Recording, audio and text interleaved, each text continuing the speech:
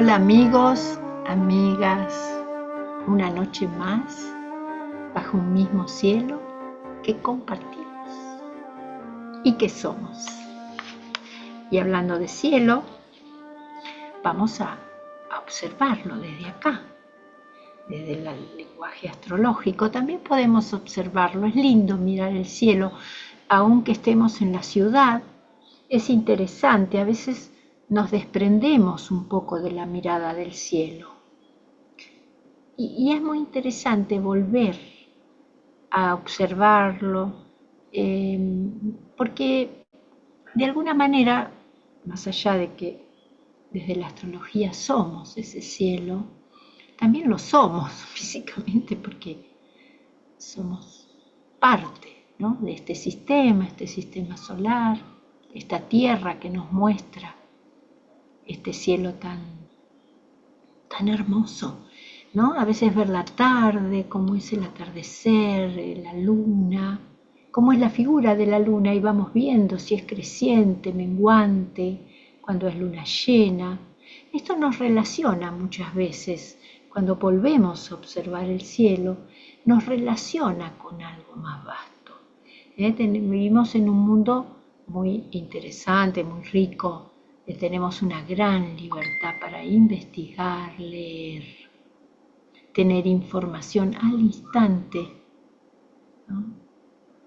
A veces no lo usamos de otra manera, no mejor el celular o lo que fue, pero información de algo queremos saber, mirar, leer, escuchar. Podemos buscar, tenemos posibilidades de conectarnos. Es un mundo muy grande, muy vasto en ese sentido. Se agilizó mucho y si lo usamos, creo yo que puede ser muy creativo. También por otro lado, es un mundo muy veloz, también muy competitivo, ¿no? Nos cuesta a veces, nos pide una tensión para poder habitarlo y encontrar a veces cosas que buscamos. No es que tenemos un camino así, ¿no?, que ya es más plácido, de mucha tranquilidad. A lo mejor si lo vamos buscando lo vamos a encontrar, pero es un mundo que nos lleva a cierta tensión.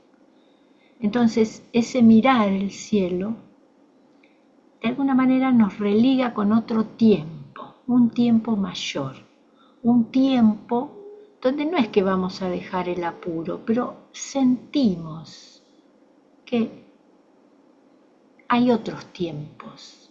No es solo el tiempo personal, estamos en otros tiempos. El tiempo de nuestro sistema, el tiempo del día, el tiempo de la Tierra alrededor del Sol, la noción de ciclos, la noción de ciclos que nos tranquiliza tanto porque formamos parte de los ciclos de la vida. La vida expresándose a través de los seres humanos, también se expresa en nuestro planeta a través de todos los seres vivos.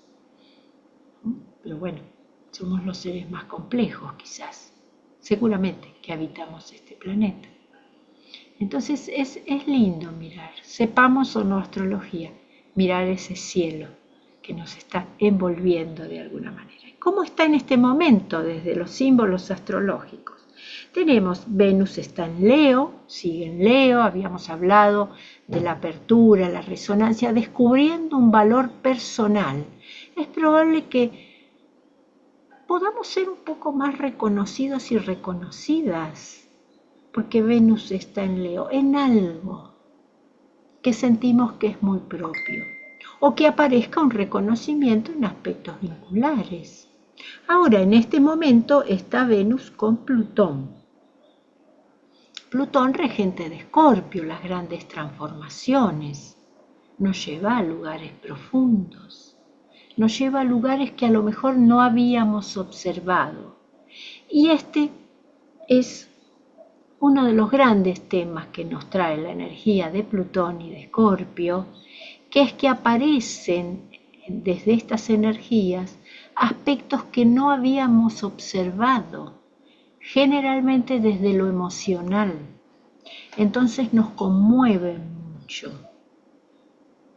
esto es interesante porque una vez que los podemos observar, ya tenemos, es como si fuéramos un campo emocional mayor. Entonces ya no nos molestan tanto esos temas, porque ya formamos parte, los hemos integrado. Esto, bueno, es un camino largo cuando está donde esté Plutón en nuestra carta, o quizás un tránsito de Plutón. En este caso, en el cielo está Venus en Leo, posición Plutón. Es un movimiento que Venus es bastante rápido, va a ser bastante efímero, pero nos trae quizás desde lo vincular un replanteo. Es probable que nos traiga, nos pida, nos ofrezca de alguna manera un replanteo vincular en algo que consideramos valioso, de nuestros vínculos o de quienes somos. Entonces, si surge algo de esto que estamos hablando, el camino es la integración, para volver a integrar eso que a lo mejor nos resulta desconocido en un nuevo valor personal. No es perder el valor personal, es hacerlo más plástico, más grande, donde entre algo que tal vez podamos sentir ajeno, pero que seguramente si viene a partir de esta oposición que está en el cielo de Plutón y Venus, nos pertenece muy profundamente, por lo menos como experiencia. Y acá hay otro aspecto de la astrología que es difícil quizás de comprender sin ponerlo tan afuera de lo que somos, que hay algo que es muy lógico. Si estoy viviendo algo, eso forma parte de mi vida y en un lugar me pertenece. Y uno diría, yo no tengo nada que ver con esto. Bueno, sí, es muy probable que no haya organizado interiormente esa vivencia o no tenga esa expectativa. Eso creo que nos pasa a todos los seres humanos. También nos pasan cosas que sí estamos esperando, ¿no? De alguna manera, y ahí decimos, bueno, todo está marchando bien. Pero veamos que es muy lógico que si estamos habitando algo, ya nos pertenece porque lo estamos viviendo. Desde la astrología, el acontecimiento es esa llave, ese misterio. Y tiene que ver con nuestras energías. Eso no quiere decir que seamos ese acontecimiento, porque un acontecimiento tiene muchas variables, somos una más, pero sí tiene que ver con nuestra energía. Entonces, en la relación con los acontecimientos está la posibilidad de integrarnos más profundamente, con más crecimiento. ¿Para qué? Para sentirnos más armónicos, más con un sentido mayor, con sentirnos más representados y representadas. Quizás con una sensación de seguridad mayor, que no es solamente la seguridad física que la contiene, por supuesto que necesitamos sentirnos seguros físicamente y esto incluye, creo yo también, la búsqueda de recursos que todos los seres humanos buscamos. Pero esto sería más una seguridad existencial, una seguridad de que estamos existiendo, de que tenemos un sentido aunque no lo podamos nombrar y de que la vida tiene ese misterio que nos envuelve, pero que se va hablando, como si nos fuera hablando a través de los acontecimientos para que podamos ir creciendo en ellos. Todo esto puede tener que ver un poco también con este Venus-Plutón, que si sentimos que nos trae algo que no lo habíamos previsto, no lo teníamos en cuenta emocionalmente, y que a lo mejor nos pide algo desde algo muy personal, desde un valor personal, podamos abrirle la puerta, transitarlo y dejarnos ser en un nuevo valor. Bueno, también tenemos algo muy interesante que es que Quirón, el símbolo de Quirón, entró en Tauro. Quirón le llaman el sanador herido, hablan de la herida, que luego al poder comprenderla o integrarla permite una sanación. Es un símbolo bastante complejo, pero yo observé que en donde esté en el cielo nos da la posibilidad de justamente poder volver a transitar de una manera más consciente algo que está muy guardado en nuestro interior. Algo que seguramente que quedó muy guardado porque puede haber sido un hecho doloroso o no comprensible. Quirón tiene esta textura. Es difícil de tocarlo, inclusive en la lectura de una carta. Y al entrar en Tauro, es probable que se juegue algo de lo que valoramos, algo de nuestros recursos. No es solamente el dinero, es lo que sentimos que es necesario para vivir, necesario porque nos pertenece. Tauro tiene que ver con la voluptuosidad, también la abundancia, la belleza. Cada persona la sentirá a su manera. También los recursos, pero los recursos porque nos permiten relacionarnos con lo material de una forma propia, ¿no? Como una sensación de tener lo que es necesario. No necesario desde lo mínimo, necesario de lo que juzgamos necesario. Entonces, entrando Quirón en Tauro, es probable que nos traiga la posibilidad de ir muy en nuestro interior a algo que quizás o sentimos temor o que quedó ahí muy anidado respecto de nuestras necesidades, de lo que valoramos, de lo que sentimos que es nuestro, para que circule nuevamente, para tener una comprensión mayor, y en esa comprensión, al haber más variables, siempre hay una nueva circulación. Fíjense que está Venus, que es regente de Tauro, con Plutón, que nos trae una gran transformación, y Quirón en Tauro. Seguramente se puede jugar algo que tiene que ver con los valores. Valores, vuelvo a repetir, siempre digo que no son morales o inventados, valores reales de un ser humano, lo que siente que le pertenece, que es. Se pueden jugar para una nueva mirada. Acá está el punto. Si nos quedamos en la sensación que fue, no podemos integrar. Si podemos integrar, volvemos a tener ese valor transformado y además posible, que esto es lo más importante.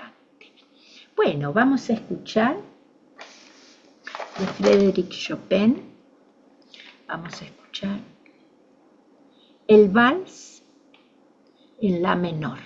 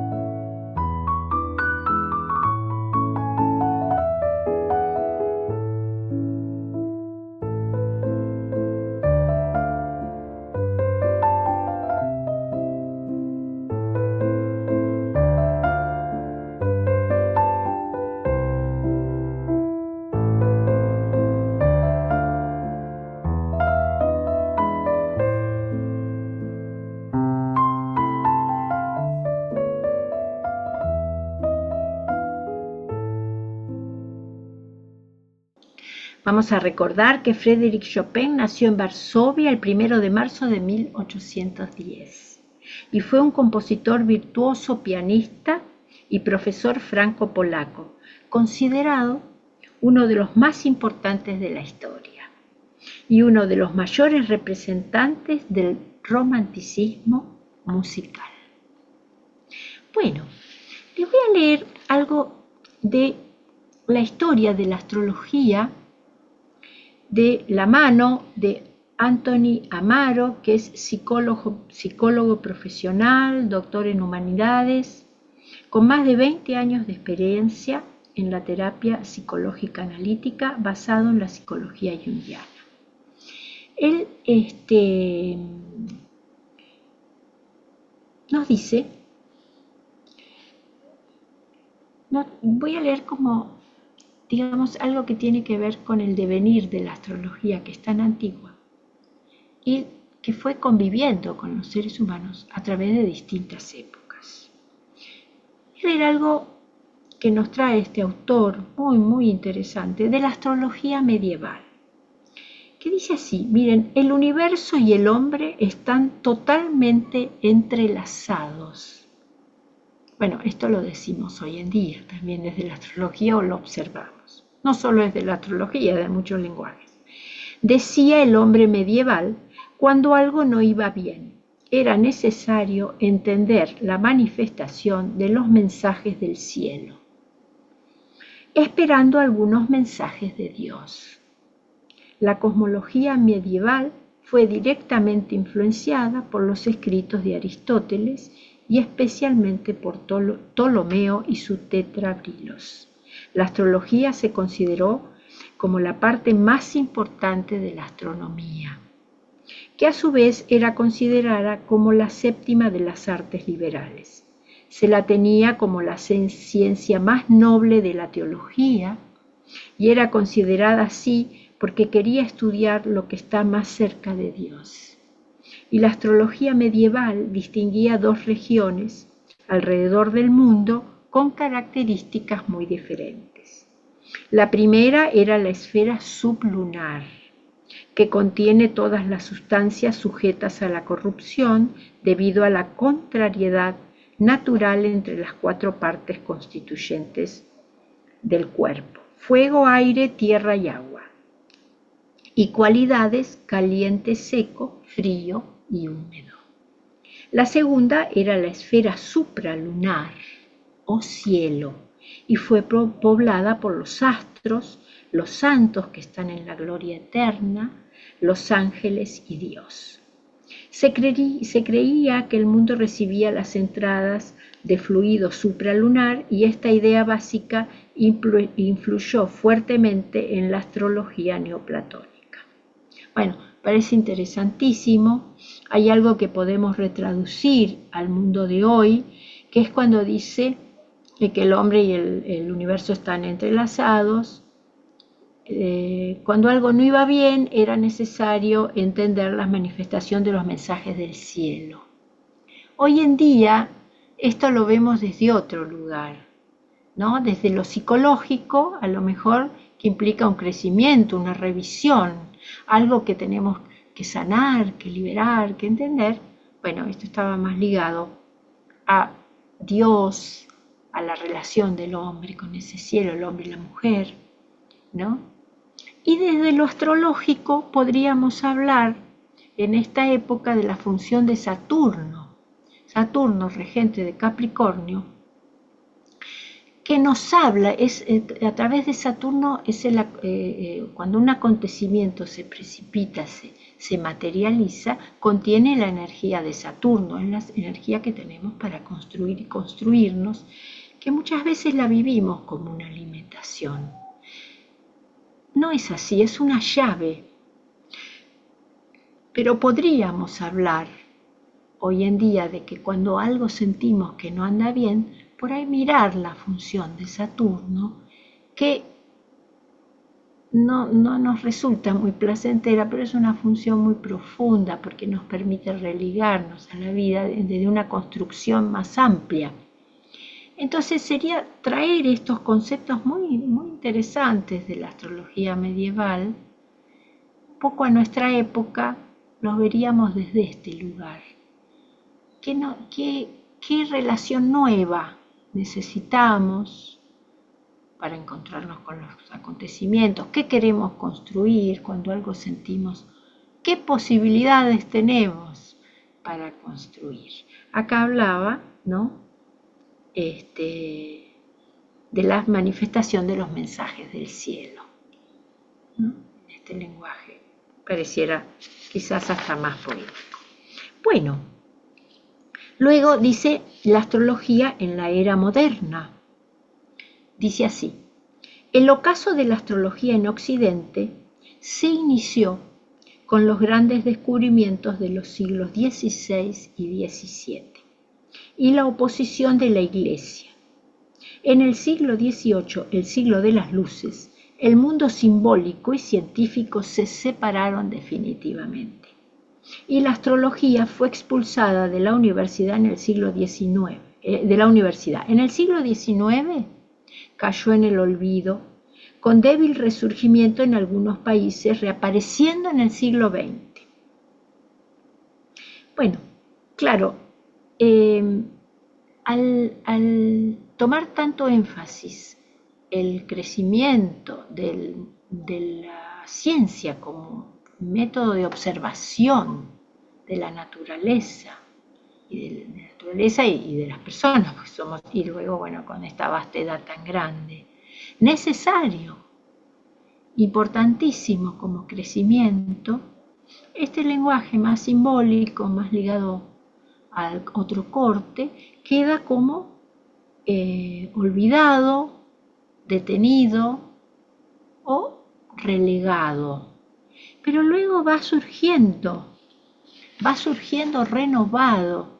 Y esto es parte de nuestra época, porque hoy en día la astrología tiene un peso bastante importante, y tiene un peso bastante importante porque todos los astrólogos y astrólogas de todas las épocas, aquellos que han sido fieles en el sentido de tratar de comprender esos símbolos dentro de la época, dentro de los parámetros de la época, le han aportado algo se han nutrido y le han aportado algo a la astrología y le han permitido circular a través de los tiempos.